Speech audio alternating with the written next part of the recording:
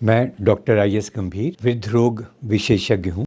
ये एक नई विधा है और बूढ़ों के रोगों के बारे में एक नया डिपार्टमेंट बीएचओ में शुरू हुआ है। मैं उसमें कार्यरत था कुछ समय पहले तक as a professor geriatric medicine, और अभी मैं पेनाशिया हॉस्पिटल में अपनी सेवाएं दे रहा हूं। बुढ़ापा एक जीवन का चक्र का हिस्सा है। ये सभी को इस काल से होके गुजरना है और बुढ़ापे में कुछ रोग अलग से होते हैं। बुढ़ापे की कुछ समस्याएं, स्वास्थ्य संबंधी समस्याएं अलग तरह की हो जाती हैं। ऐसा इसलिए होता है कि बुढ़ापे में जैसे बच्चा जो बचपन में उसका शरीर परिपक्व नहीं होता है और इसके चलते उसको बहुत सारी समस्याएं खड़ी होती हैं, जिनके लिए अलग विशेषज्ञ होते हैं, बाल रोग विशेषज्ञ अलग होते हैं।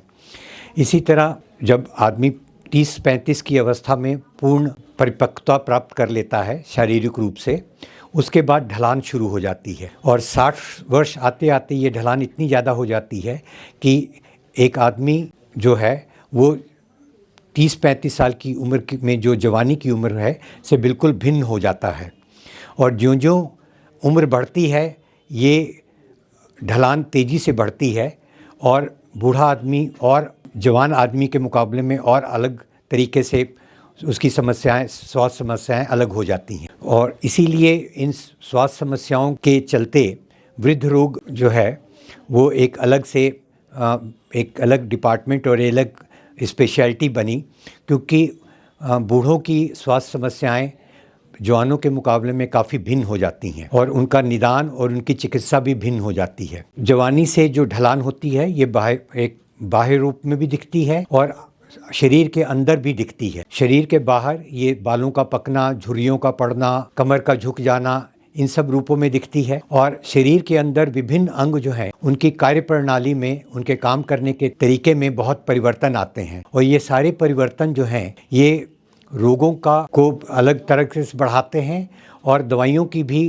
उनकी जो है मात्रा और दवाइयों की भी एक अलग विधा हो जाती है। इसलिए बूढ़ों के लिए जो आवश्यक स्वास्थ्य के संबंधी जानकारी है वो एक बिल्कुल अलग विधा की तरह पूरे विश्व में डेवलप हो रही है।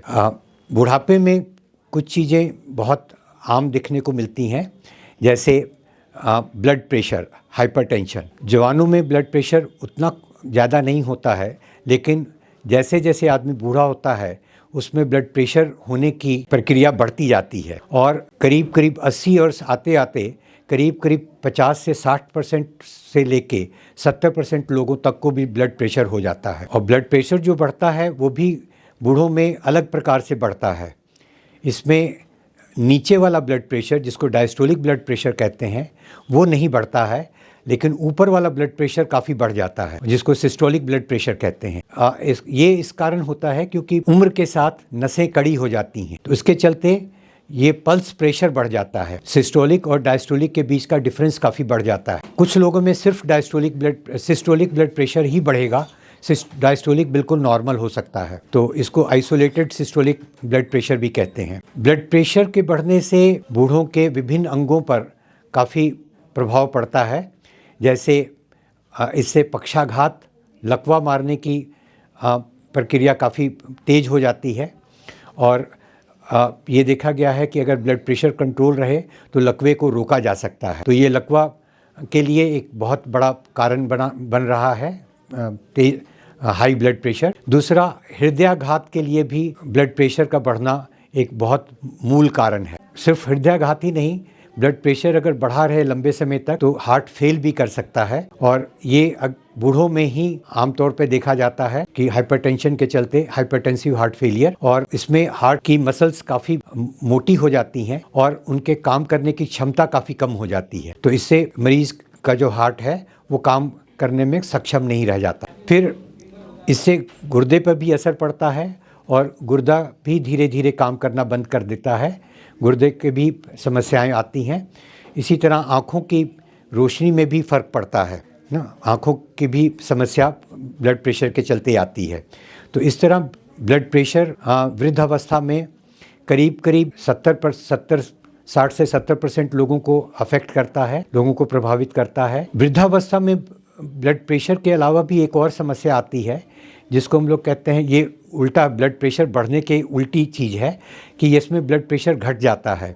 खास करके जब वृद्ध आदमी लेट कर खड़ा होता है, आमतौर पे जब हम लेट कर खड़े होते हैं तो हमारा ब्लड प्रेशर थोड़ा सा बढ़ जाता है ताकि दिमाग को पूरा खून जा सके। वृद्धावस्था में ये प्रक्रिया बाधित हो जाती है। उम्र के चलते जो डीजेनरेशन होता है, या जो हम लोग की भाषा में कहेंगे कि क्षरण होता है, उसके चलते ये प्रक्रिया बाधित हो जाती है और करीब करीब 10 से 15% बूढ़ों में खड़ा होने पर ब्लड प्रेशर गिर जाता है। इसके चलते उनको चक्कर आ सकता है, वो गिर सकते हैं और है ना, इसको सिनकोप कहते हैं, और उनका चलना फिरना मुश्किल हो जाता है। तो इसको ऑर्थोस्टैटिक हाइपोटेंशन कहते हैं।